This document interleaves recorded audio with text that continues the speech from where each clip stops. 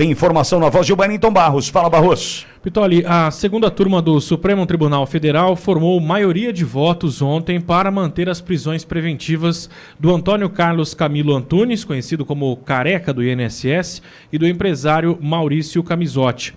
Votaram pela manutenção os ministros Nunes Marques, Edson Fachin e André Mendonça. Já o ministro Gilmar Mendes se declarou impedido para julgar o caso. O julgamento começou na sexta-feira no plenário virtual da segunda turma do Supremo. Os ministros do colegiado podem inserir votos no sistema até o próximo dia 3 de outubro. Atualmente compõem a segunda turma André Mendonça, Gilmar Mendes, Dias Toffoli, Edson Fachin e Nunes Marques. O Careca do INSS é apontado pelas investigações como facilitador do esquema que desviou recursos de aposentados e pensionistas. Segundo a Polícia Federal, empresas ligadas a ele teriam operado como intermediárias financeiras das associações investigadas nessa fraude. O empresário Maurício Camizotti é apontado como sócio oculto de uma entidade e beneficiário das fraudes na Previdência Social. Obrigado, Barros. Walter, só 2 presos. Você acha que um escândalo de... Uns falam 6 bi, outros falam 90 bi. Se entrar nos consignados pode chegar a 200 bi. 2 presos. E com detalhe, o governo federal pagando a conta com o nosso dinheiro, do pagador de imposto, fazendo com que muitos aposentados e pensionistas, hoje, assinem como se fosse um termo, não sei como juridicamente você pode me ajudar, Walter, dizendo o seguinte, aceito receber essa quirera, essa migalha de tudo que foi roubado de mim, aceito receber isso aqui e também assumo o compromisso de não mover uma ação contra a União. Tá sim, o jogo está sendo jogado dessa forma. Aí eu te pergunto, um roubo, um desfalque deste tamanho, 2 presos, lembrando o seguinte, estoura em abril o escândalo. Imagine o que esses caras fizeram de abril até agora, meados de setembro, quando foram presos, os 2, do ponto de vista de destruição de provas, dinheiro que virou Bitcoin. Dá para imaginar? Então, Valtão, é um escárnio, é mais um tapa na cara do brasileiro, em especial de aposentados e pensionistas roubados, Valtão.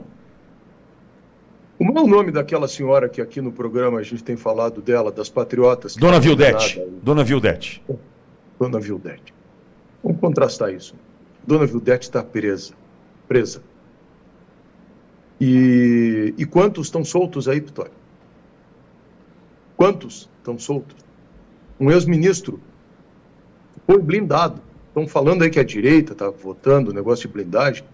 O ex-ministro do PDT, não vou falar o nome dele para não nos sujeitar aqui amanhã depois, né, do jeito que está aí, tem que pagar a indenização e tudo mais, foi blindado.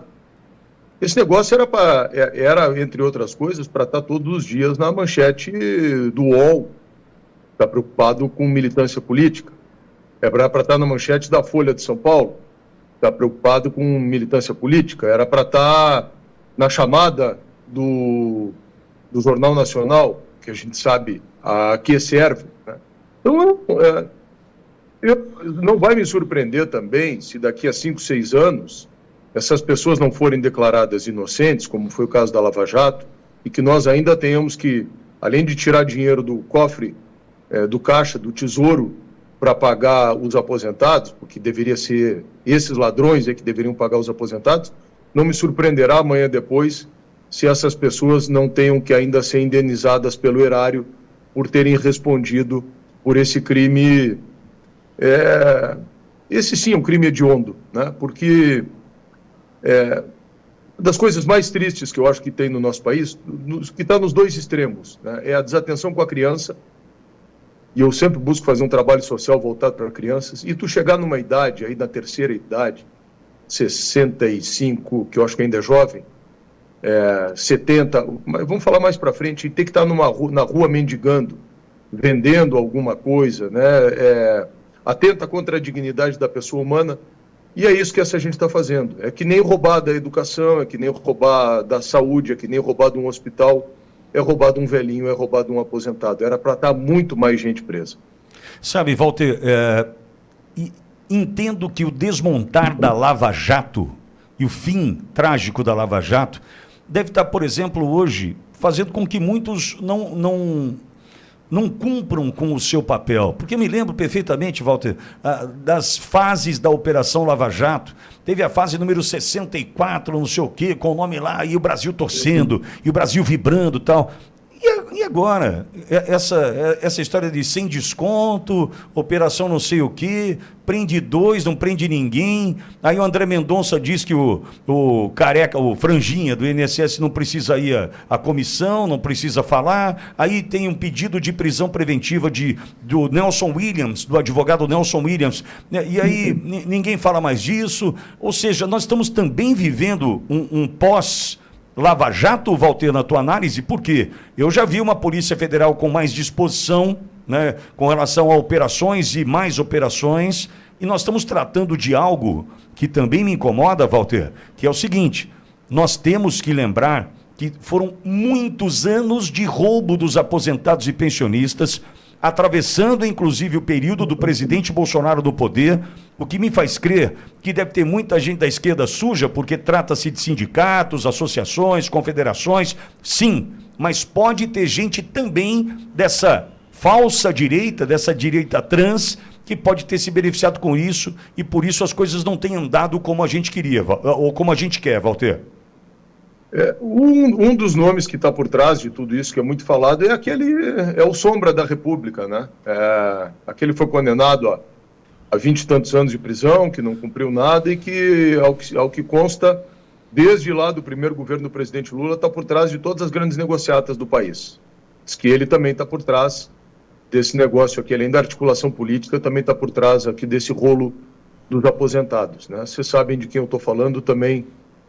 Acho que não precisa, eu presumo que as pessoas imaginem de quem que eu estou falando, né? Daquele que fez um curso de guerrilha em Cuba e que ficou vários anos aqui no Brasil, vivendo, como é que se chama isso?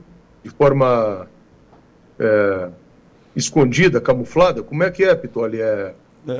Enfim. Foragido? Não escondido? era... Enfim. Secreto? Aquele? Secreto. Sabe, que tinha uma identidade aí. Dizem que tá por trás desse grande esquemão aí. É claro que a autoridade policial, isso eu tenho uma experiência também quando eu atuava profissionalmente mais a miúde nisso. Descriminalizaram uma série de coisas aqui no Brasil, né? Essa história da bandidolatria que tem uma origem ideológica também, né? Coitadinho, ele é vítima da sociedade, tá aí, né? O presidente nomeado da República que diz que é um absurdo prender um jovem porque ele vai roubar um boné e um celular. E quantos trabalhadores aí, jovens inclusive, têm sido mortos por causa de um boné e de um celular, de uma fala irresponsável como essa. Essa é a tal da bandidolatria. E aí a bandidolatria faz o seguinte: o cara prende alguém 10 vezes, 20 vezes, chega lá na delegacia, o delegado tem que gastar um monte de tempo, o escrivão de polícia também, dali um pouco mais o cara se livra solto dali, sai rindo da cara do policial. No dia seguinte, ele passa pelo PM na rua e no centro de São Paulo, diz assim: viu só, otário, tu ficou um tempo aqui, queria me prender, não sei o que, eu estou aqui de novo. Aí a autoridade vai descrendo disso.